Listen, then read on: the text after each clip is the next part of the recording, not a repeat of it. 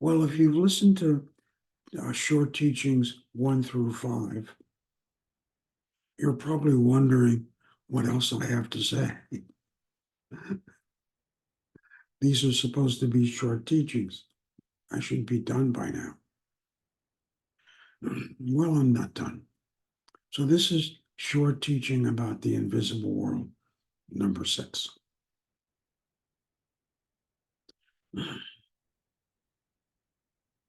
What can I tell you about the invisible world that I haven't already attempted to talk about?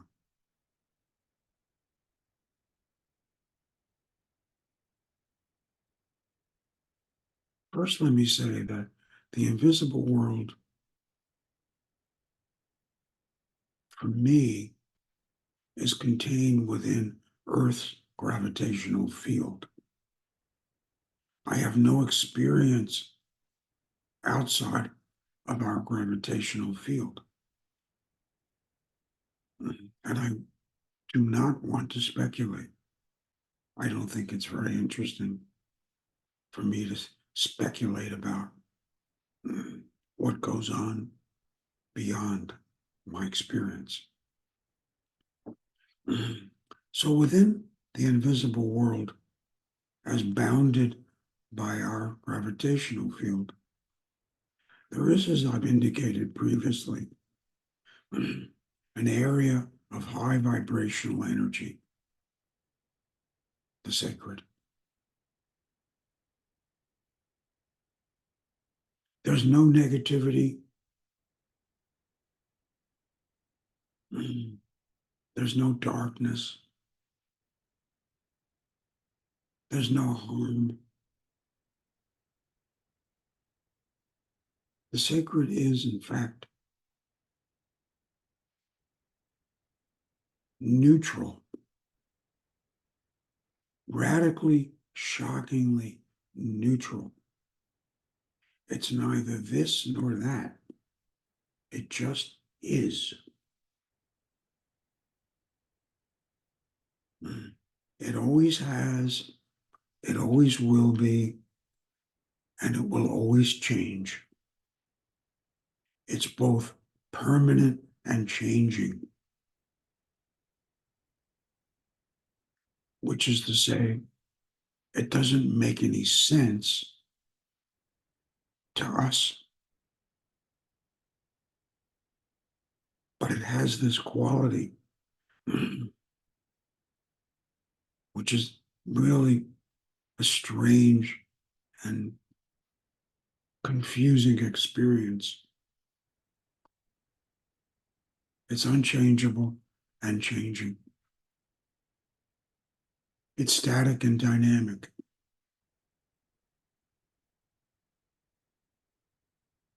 And it does not exhibit agency. In our terms, it does not take action. It does not respond. It does not ignore. It just is.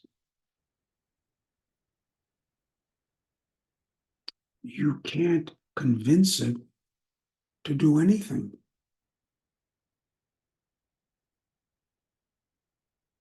You can't not convince it.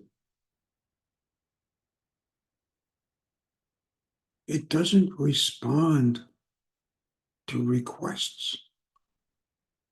It's never claimed that it would respond to requests. It's never claimed anything. It's just there.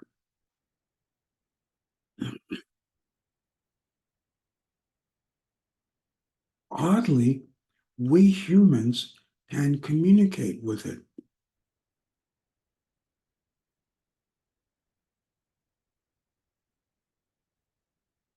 We know how to do that. The wisdom within our species is capable of communicating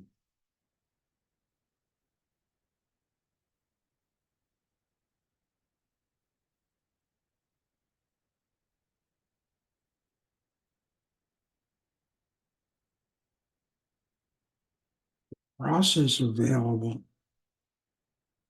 to us to communicate with the sacred is the process of mirroring.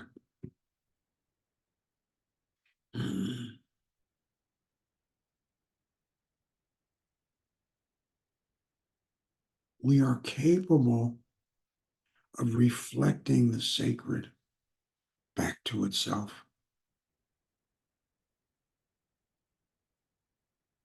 Our energetic body, not our thoughts and feelings, our energetic, our emanation, our electromagnetic quality, whatever you want to call that, is capable of allowing the sacred to experience itself.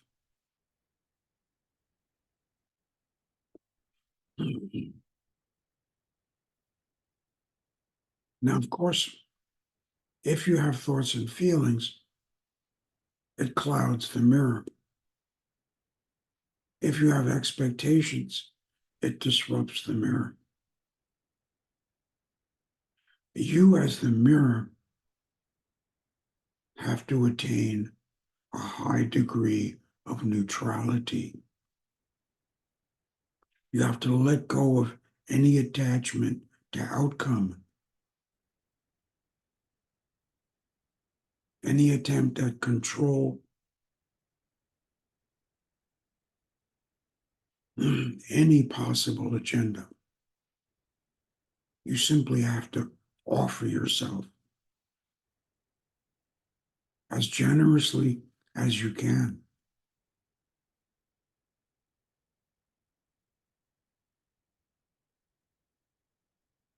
The sacred to experience itself. If the sacred did not want to experience itself, it wouldn't respond to the mirror.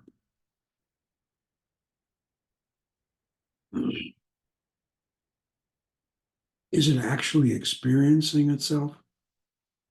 I don't know. I don't know what experience the sacred actually has when it's being mirrored. I don't know whether it's ignoring the mirror. I don't know whether it's experiencing itself. I don't know if it's responding. I don't know anything. All I know is that as generously as I can, I'm sometimes neutral enough to offer myself as a mirror.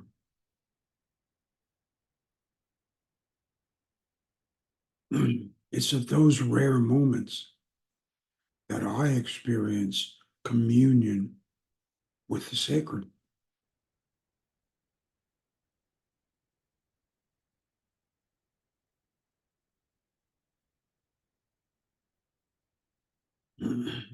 What happens to me when I commune with the sacred?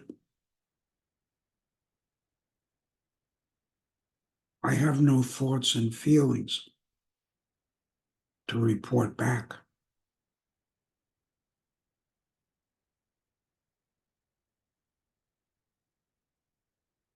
I'm not monitoring, I'm not watching, I'm not analyzing, I'm not tracking.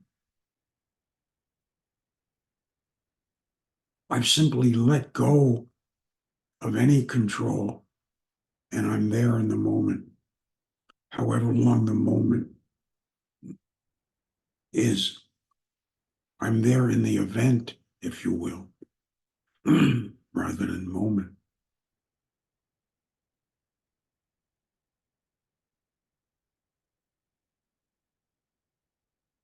It seems to me that I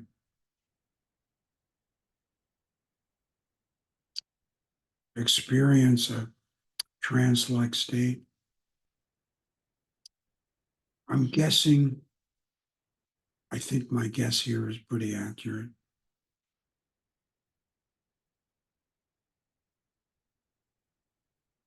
Sometimes this experience will take up the better part of a day. Sometimes it's briefer. Afterwards, I have no information.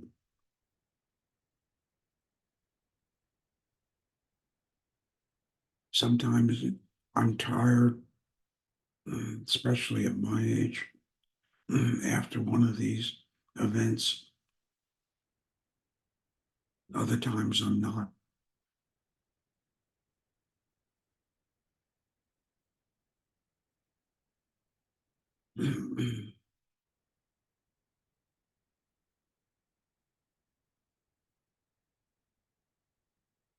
I'm not describing a process of self enlightenment or self realization. I'm describing a mystical awareness event.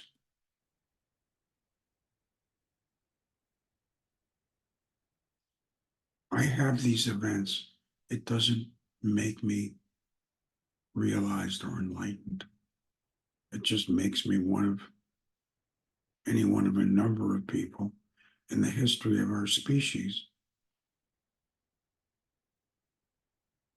who's had these events in their life.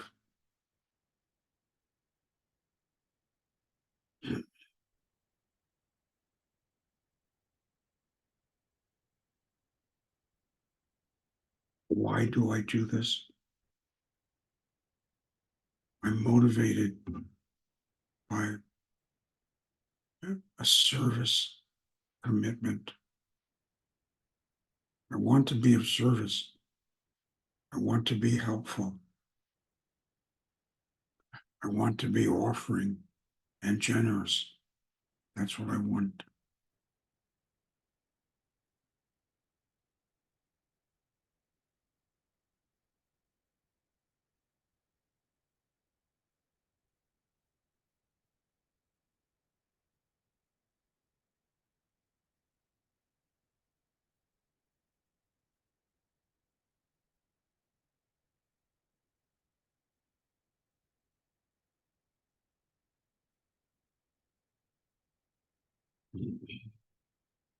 On this website, on the Helping Heal the Earth website, we've been posting something called the Old Grove, Old Grove teaching.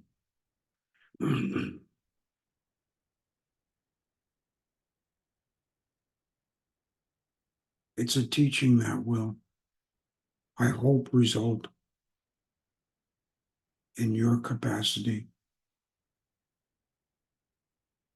to do something like what I'm describing. If that's of interest to you,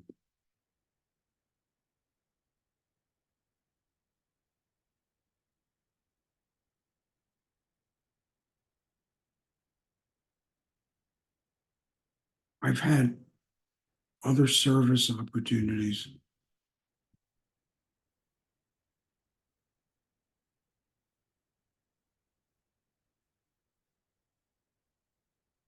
I've done what I can to make sure that access to the sacred is not blocked or impeded in any way.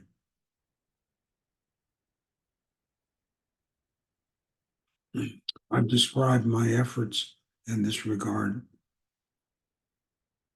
in my second book, What Wants to Be Known.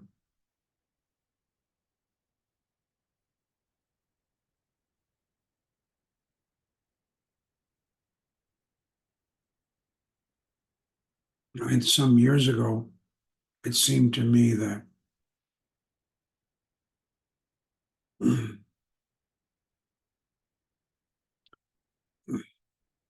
both the invisible world and the sacred within it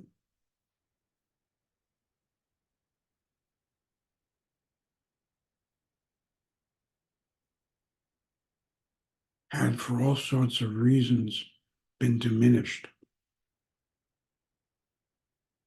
And I described in my second book the process which I engaged in an attempt to revitalize both the invisible world and the sacred.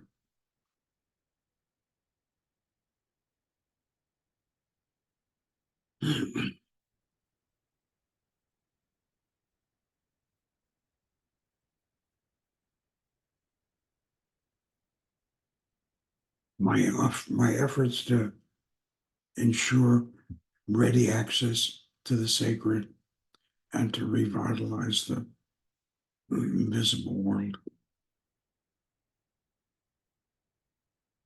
occurred at a time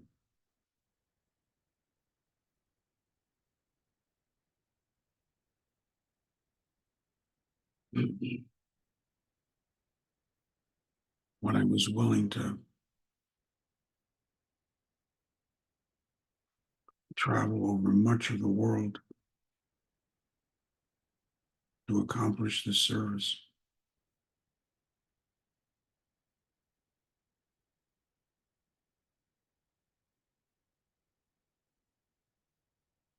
And then in 2014, began to record the Old Grove teaching. That teaching went on for 5 years. And now in 2024, I've been recording teachings about the invisible world. And I've been recording new introductions to the Old Grove teachings.